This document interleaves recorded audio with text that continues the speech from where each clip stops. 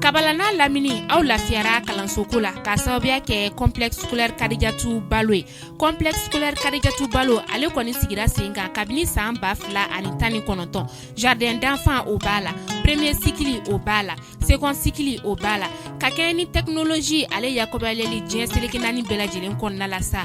A promoteur ale y'a laɲini ni ka salle d'informatique ko bila a ka kalanso o kɔnɔna la. Salle d'informatique min yɛrɛ sa ni a baara bɛ daminɛ e maa min bɛ 4e année na fo ka taa se 9e année ma informatique o bɛ aw ka bila la. Complexe scolaire Kadijatu Balo ni e mɔgɔ mago b'a la sa o filɛ nin ye Kabala S la nɛgɛjuru sira 79 02 36 20 65 90 63 62 ale konko dɔrɔn i ni a promoteur o bɛ ɲɔgɔn sɔrɔ ni o ye Abdou Kɔnɛ ye. Complexe scolaire Kadijatu Balo olu kɔni ka devise tɛ fɛn wɛrɛ dɛ o de ye kalandenw olu bɛ se ka kalanko ɲuman ni ka o sɔrɔ u ka kalanso o kɔnɔna la. Travail, discipline ale ni réussite o ye olu jɔrɔnankoba ye. Complexe scolaire Kadijatu Balo kabini e nana denmansaw olu lafiyara kalanko la.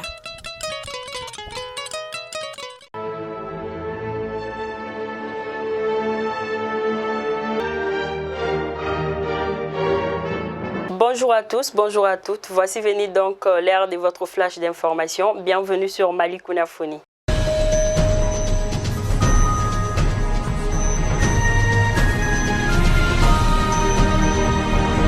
Les aigles locaux, fin de la calvaire pour Mamadou Doumbia, le défenseur international qui s'était gravement blessé lors du dernier CHAN au Cameroun, est presque guéri et la date de son retour sur la pelouse est fixée au 2 juin. L'annonce a été faite par son médecin vendredi dernier lors d'une rencontre avec le ministre de la Jeunesse et des Sports, Moza Ag Atayer. Grand chantier de la transition, le soutien ferme de l'Union européenne. C'est le message que le haut représentant de l'Union européenne pour les affaires étrangères et non moins vice-président de la Commission européenne, Joseph Borrell, a transmis au président Bandao samedi dernier lors de l'audience qui lui a été accordée à la Villa des Hôtes à la base B. En effet, les partenaires techniques et financiers semblent satisfaits de la conduite des affaires par les autorités de la transition.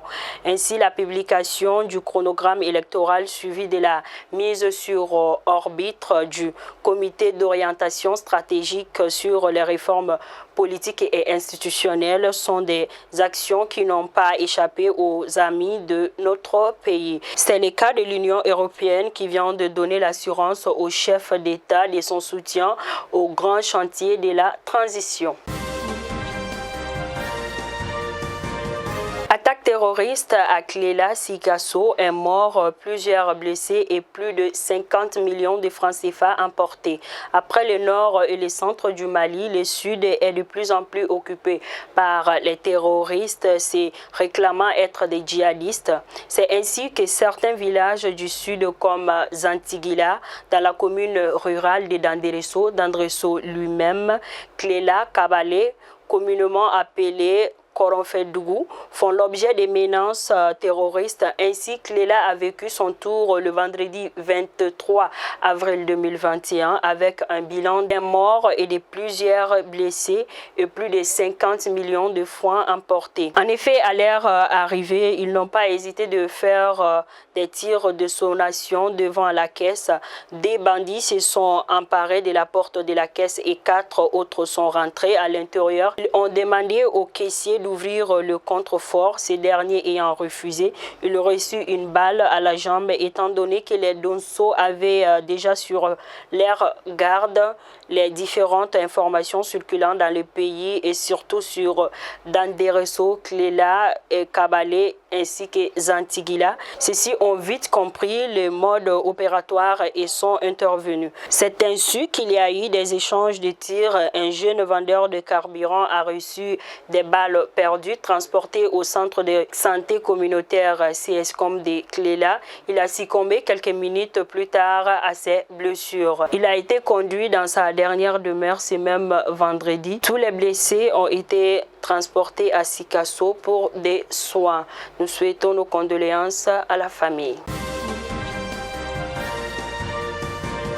Accès difficile à la grande mosquée de Ouassolo Mbougoudani après plus de 30 ans de calvaire. C'est parti pour la construction d'un pont en vue d'alléger la souffrance des populations en matière d'accès aux différentes zones. La pose de la première pierre du pont situé juste à côté de la mosquée de Ouassolo Mbougoudani à Lafiabougou, en commune 4 du district de Bamako, a eu lieu le vendredi 23 avril 2021 sous la présidence du premier vice-président du parti, Yelema Boubacar Amadou Diko, avec à ses côtés l'imam de cette mosquée, M. Boubacar Aïdara, des cadres du parti Yelema, des notabilités et des habitants de la zone.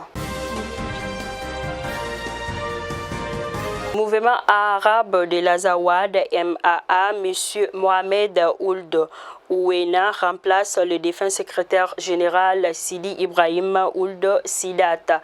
Après le décès du président du mouvement arabe de l'Azawad, le secrétaire général Sidi Ibrahim Ould Sidat, le mardi 12 avril 2021, devant son domicile à Bamako, M. Mohamed Ould Ouena, précédemment secrétaire général adjoint du dit mouvement, assure désormais l'intérim du mouvement arabe de l'Azawad et c'est là jusqu'à la tenue du congrès extraordinaire conformément à ses statuts et règlements intérieurs.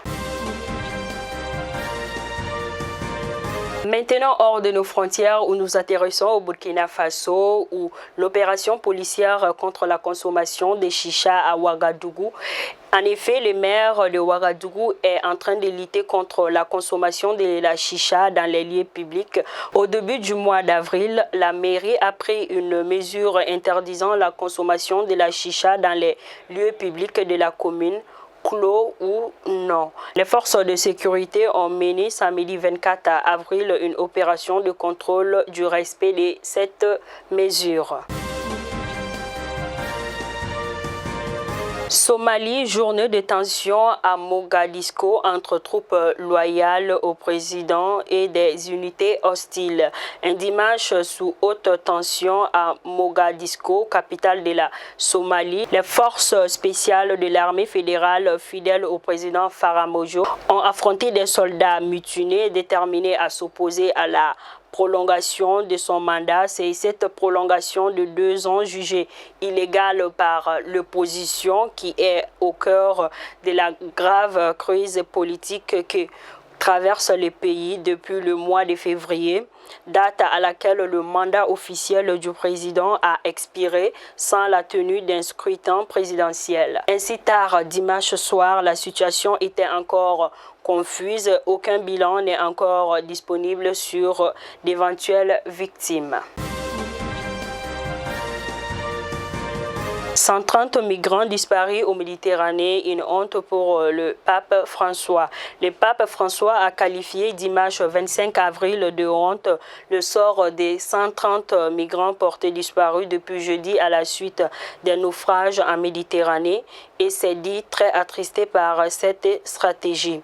Je vous confesse que je suis très attristé par la tragédie qui encore une fois s'est produite ces derniers jours en Méditerranée. Frères et sœurs, interrogeons-nous tous sur cette énième tragédie. C'est un moment de honte, a expliqué un pape visiblement touché par le nouveau naufrage.